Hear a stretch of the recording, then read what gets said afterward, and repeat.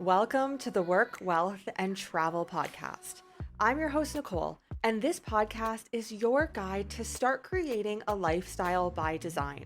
From entrepreneurship, money and finance, taxes and residencies, and everything in between, this show highlights the nuances of a true global citizen lifestyle. Let's dive in. Emily, welcome to the Work, Wealth, and Travel podcast. I am so excited to have you on today. Before we dive into all things remote work, travel, entrepreneurship, share a little bit about your story, your journey, and what that has looked like for you. Speaking about me, in short, I was born in former Soviet Union, the country which does not exist anymore. And now, if we will define it, I was born in what is now Republic of Moldova. I lived in what is now Republic of Ukraine, sometime in what is now Russia. It was one country at the time. That's why we're all sharing. I mean, people coming from this piece of land sharing the same language, even different mentality. I left country when it was still Soviet Union.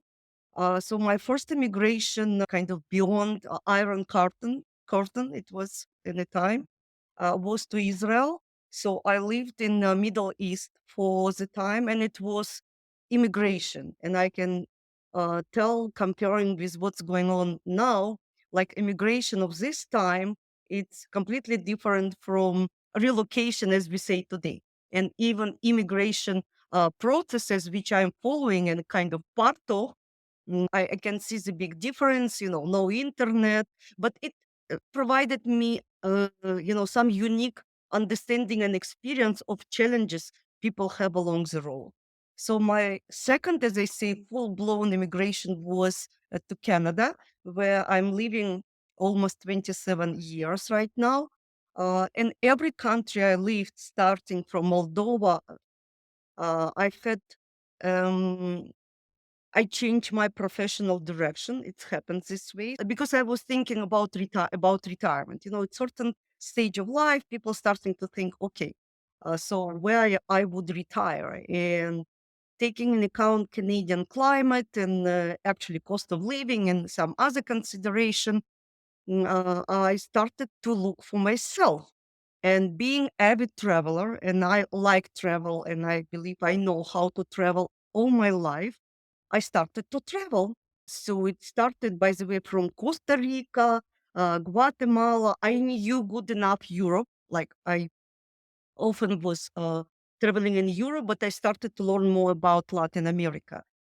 And after some time, I realized that it's not only my issues, that apparently other people looking for retirement places as well. I mean, North American, American, and Canadian. So we share the same kind of ideas and interest. Actually, it's prompted me to open the first. It was travel company. It was my kind of side hustle in 2018, and I was really interested in medical tourism. And I created several tours, like designed several tours under the program looking for retirement places in Mexico. So at this point, I started to discover Mexico.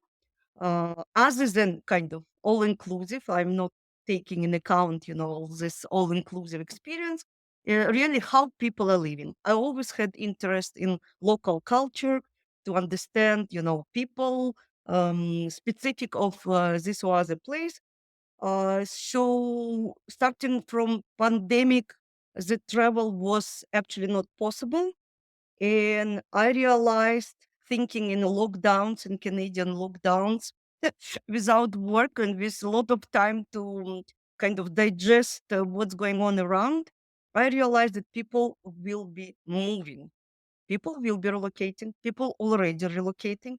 And I was thinking how I can actually help people utilizing my experience with travel, my personal multi-immigrational experience, my travel experience, and my connections, because at this point, I've had already connections established in Latin America, in Europe, because I was offering lifestyle discovery tours. So my connection, with real estate developers, brokers, specifically in Mexico, with immigration professionals in different countries.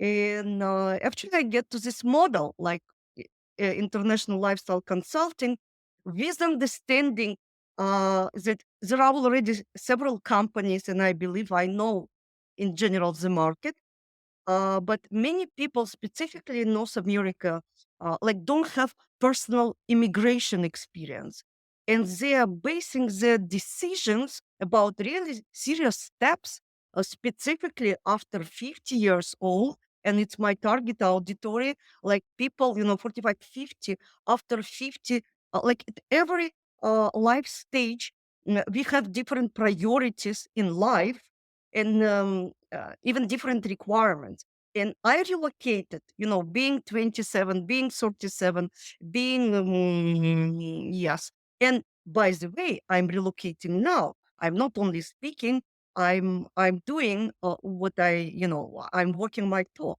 Obviously, I cannot relocate to all countries I know about, just to several. And I selected for myself Mexico, but I know about immigration processes in many countries, and I'm following news. Many countries, it's only Europe and Latin America. It's what I specified for myself, being solopreneur, because first of all, my opinion that for North Americans, like Asia, I'm following the news, but it's very hard to adjust. And my kind of specialty to prepare people for relocation and to help them to define the best countries that matching their particular situation. Because what I know that people often selecting the country, actually making serious decision and starting the process, on emotional base, maybe because a friend or neighbor was relocating to Costa Rica, it doesn't mean that it will be good for you. And I like Costa Rica. I like Costa Rica, but I understand and I know about different areas, infrastructure, about medical system, from my medical tourism research and all this. And people without experience, not considering many factors which are specifically important when you after 50 and you actually uprooting your life in many cases and starting new life in completely new country, which you think that you knew because you maybe spent some time in all inclusive, or even traveled, but it's completely different experience. And I believe that by helping people to find, even in the same country, different areas, different climate. Actually, why I like Mexico, because it's so huge, so big, and it's the person can find, completely different lifestyle based on what they need, but sometimes they don't know, they cannot specify, they have in mind something. I mean, in particular, I might not consider as a important lifestyle factors, which actually include budget. People sometimes have, not realistic expectation what they can do on their budget. But what is very important, their personal, even, character, mentality, matching mentality of this or other place, like age group, health condition, like where you need to be, what you need to consider. Because in my personal experience and observing many immigrants, and I'm still living, and I'm still considering myself immigrant, even I'm Canadian.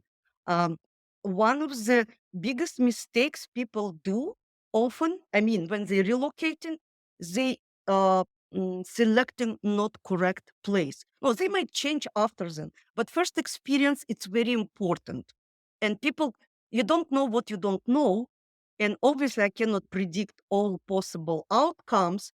But I believe I can explain or warn people about some things that they can avoid by selecting correct uh, place to start their new life journey. I love that. Thank you so much for sharing all of that. It's so interesting what you do and how you are helping a similar demographic to you. So, I want to chat quickly about Mexico. So, what are some of the factors that you look for when a client comes to you and you're assessing what would be the best destination for them? And why is Mexico such a popular destination? What does it have that a lot of clients are specifically looking for? Yes, and it's actually why I selected Mexico as my main destination country.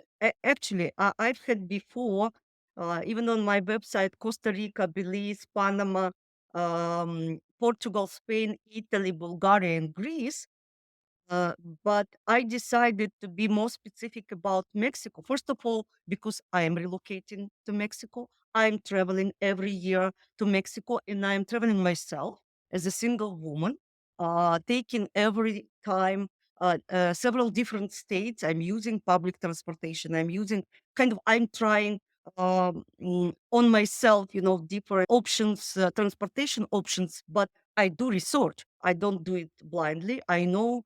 Actually, I have a course about Mexico from my travel times, but practical experience, and I can tell you that Mexico is changing a lot. So why Mexico? First of all, it's a huge country with different climate zone, with different areas, cost of living, which is different in different areas, with different cultural specifics. Because, for example, I notice people from our area, I mean, Quebec and Ontario, mostly know about Riviera Maya because, mostly destination coming to this area. So they think that all Mexico, it's like Maya. Absolutely not. Mexico is, uh, there are more than 100, different national group, and even indigenous people. They so different, and it brings different cultural taste of the, different states. I'm speaking now about Mexican states. So I'm taking course, like I'm learning about history. I'm learning about culture. It's what interesting to me, like as a person, but I believe it helped me to understand better the local mentality. And after some time, actually communicating with people from Latin America, like I already know the difference. With all respect, for different personality types, it's interesting to me. But with all this, I understand that different people have different personality, different requirements, and they don't have time to do research as I do, and connection. Um, the second point, Mexico ticking all boxes from this kind of requirement list. That's why Mexico is so popular. It's good for digital nomads, and Mexico, like Playa del Carmen, and after then Mexico City and Tulum, it's kind of known name in digital nomad world.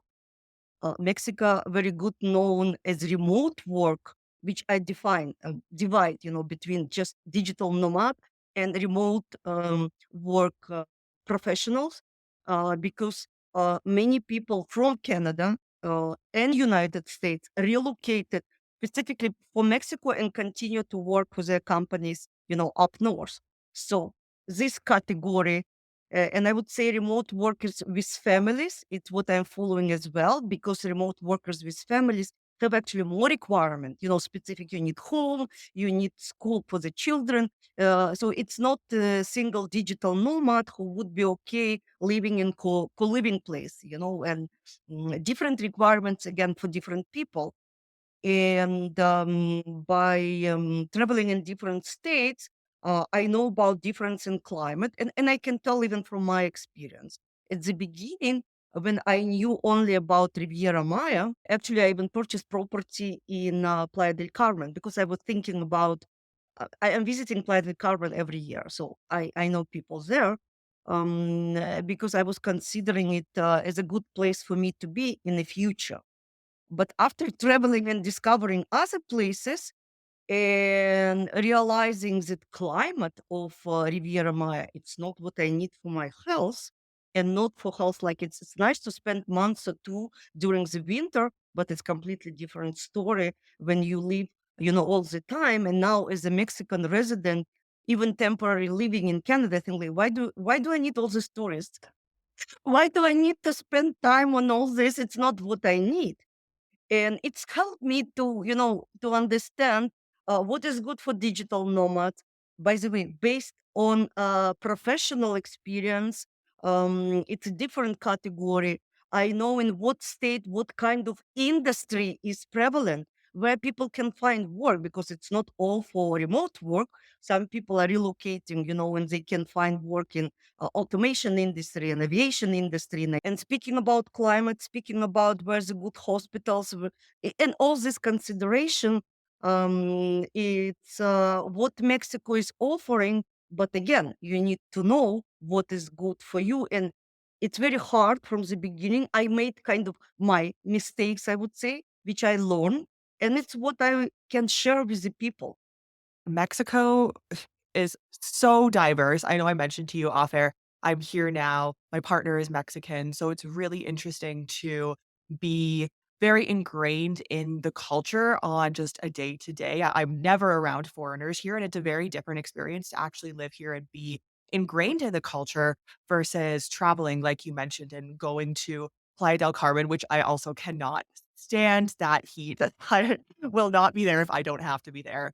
But there are so many diverse landscapes and places. Yes, there's so much opportunity here, and you're right, it is pretty straightforward to migrate into Mexico, depending on the country that you come from. But I wanna chat about what the finances look like and also investments. So this doesn't have to be specific to Mexico, but I am curious your opinion when working with clients. What does that look like in terms of baby boomers who are wanting to start thinking about retirement or wanting to retire elsewhere in life and elsewhere in the world in different countries? And they're wanting to potentially make investments in different countries. They're wanting to bring over some of course, their finances. Do you see that often with the clients that you work with? And what are some of the prevalent countries for some of those investments that they can have later in life? Many people should understand the why, before we're doing anything.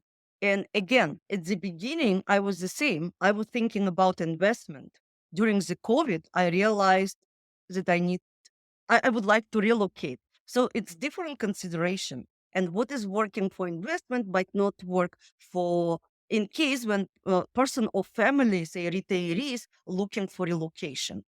So my actually approach and advice, I have special questionnaire and trying to analyze each particular situation. That's why I'm speaking about one-to-one consultation at the beginning, to start from specifying the place and time, because sometimes all this process take years for people, till they came to the decision. I would say relocation and kind of sales uh, process, it might take several years, and circumstances might change along the way, like immigration rules changing, or some health situation.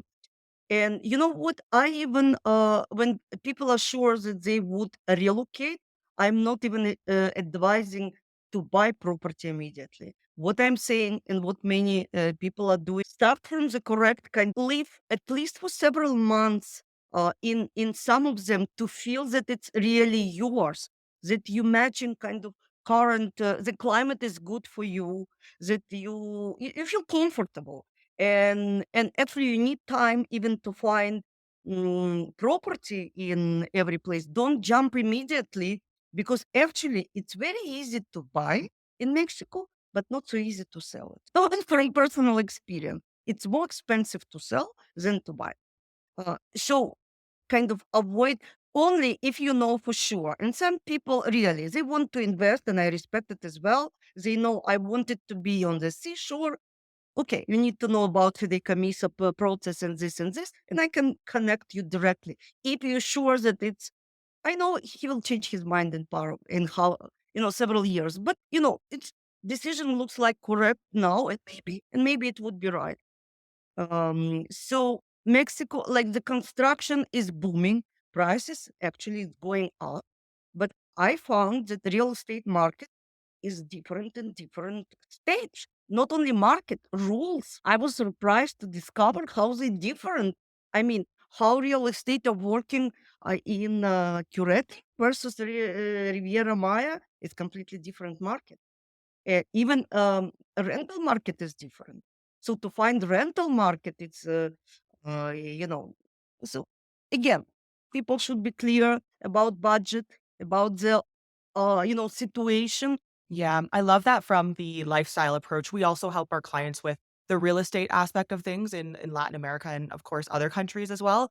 And I guess it's interesting to hear your perspective of it because it's so different of you are on the lifestyle perspective, whereas for us it's more for the citizenship, for PR, investments for those purposes, but I love that you have the more relaxed take of go, experience it, see what it's like. This is really going to be your home destination, not just a piece of the portfolio, which, of course, if that's going to be somewhere where you're living long term, that's extremely important. So, this has been a really interesting conversation. Is there any last words that you want to touch on? Anything that we haven't touched on? From a client perspective or potential client who just considering and thinking, there are crucial factors to consider. First of all, and it's very important, determining your why, which will help you later on when there are some periods of downfall, and people after honeymoon get to the different period to remember your why you did it, and not to compare your new life, which is very hard, with your life back home. I know it would be, but try remember your why and don't compare, because you relocated in order to get different experience. So get it as a package, kind of good and bad. And I believe that selecting the right country and region in the country, which aligns with your personal circumstances, budget, age, professional, direction, uh, even lifestyle preferences. It's very important to understand it in advance. Obviously, I'm speaking about how to prepare to this new life chapter from legal, taxation, and immigration point of view. I'm not legal or immigration professional. I can connect with people who would help with the process, but to be prepared, to know what should be done. And say for Mexico, it's pretty simple. You can start, you don't need lawyer actually. You can start in your country, in every country. You can save a lot of money, which is not case, for example, for Panama or any other countries. And by the way, speaking about golden visa, when requirements, to get this kind of quick, way of getting citizenship or residency by buying property. Obviously, here there is a property is requirements, and it's another option for people to have a plan B while they living and working still in their country. So every situation is different. And what I think people are not considering very often, that they need to be familiar with a certain culture. And I'm not speaking about language. Language is a must, I mean, to start learning in advance. But need to be considered with mentality of local people. I don't know, read books, good books, watch movies, and actually mental and mindset preparation for the new life, really helping with adjustment after them, like more realistic expectation. And by the way, I'm ready to help people after relocation. So I am the first steps of the relocation, because the hard part sometimes happen when people are relocating and they settled accommodation and kind of immigration questions. The question is what to do next. How to build your life in new place when your language is still not very good. I mean, local language. And let's be open. And I know I'm speaking several languages, but I fully understand that my Spanish probably will not be perfect never in my life, just because of age framework, I would say. But what to do next? How to prepare? Speaking about entrepreneurship, what can you do in order to prepare yourself, maybe to start some business that you can take online business, if it's possible, with yourself, or maybe other business which will work for you, when you are away. And I think what you touched on just very briefly within that was about the cultural differences. And it's so interesting when you actually spend long term time in one place and you realize how completely, not only the language, as you mentioned, but the culture, the traditional culture of here in Mexico versus a very individualist mindset where I come from in Canada, in America, where a lot of the expats here in Mexico are from. And so really spending time on the ground is the only way that you're going to see what those differences look like. And there are many, I mean, I could speak to so many in the last 3 years with my relationship with my partner. The first year was very interesting. I'm meeting his family, the cultural differences, and then his cultural differences in my culture as well when meeting family when coming to Canada. So very interesting. But I think anybody planning any sort of relocation understands that there's going to be an element of the cultural differences that comes into play and are hopefully very open to it. Where can people find you online? I have website, emilybron.com, kind of simple, taking my first and last name together, .com. I'm pretty active on LinkedIn, started to work more on Facebook. And soon I'm planning, it's kind of my new project and initiative. I will launch my new podcasting channel. Like I have already something, but it will be on the different level. You've just listened to the Work, Wealth, and Travel podcast. If anything from this episode resonated with you, I would appreciate if you share this podcast on your socials. And of course, be sure to tag me. And don't forget to leave a review on your favorite podcast platform. Thank you for joining me on this global citizen journey, and I'll see you in the next episode.